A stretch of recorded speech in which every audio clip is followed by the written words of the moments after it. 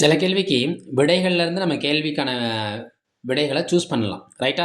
அந்த வகையில் 3 பகா எண்களின் கூடுதல் 101, அவற்றில் 2 எண்களுக்கு இடையான வித்தியாசம் 24 இல்லையா. அந்த எண்கள் என்னன்னு கேட்குறாங்க. 3 நம்பரை கூட்டினா 101 வரணும், வித்தியாசம் 24 வரணும். கண்டிப்பாக கூட்டினா 101ங்கிறது எல்லாத்துக்குமே கண்டிப்பாக வந்தால் ஆகும். நம்ம வித்தியாசத்தை மட்டும் கண்டுபிடிப்போம்.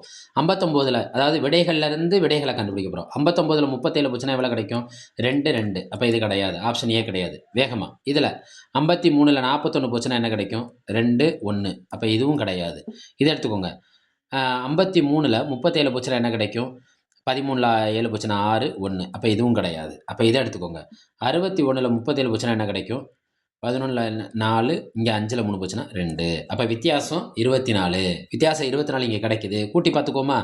60 30 90 100 101. அப்போ கொடுத்துருக்க ஆப்ஷன் எதை குறிக்கும்? ஆப்ஷன் டியை குறிக்கும். சில கேள்விகளுக்கு விடைகள்லேருந்து விடைகளை சூஸ் பண்ணணும். அதுதான் நம்மளோட ட்ரிக்ஸே. ரைட். அப்போ இந்த மாதிரி கேள்விகளுக்கு நம்ம என்ன செய்யணும்னா, ஒரு ஆப்ஷனை வரிசையாக செக் பண்ணுறத விட ஒன்று விட்டு ஒன்று ஆப்ஷனை செக் பண்ணணும். இதை நான் முந்தைய வீடியோக்களையும் சொல்லியிருக்கேன். அதை பயன்படுத்திக்கோங்க.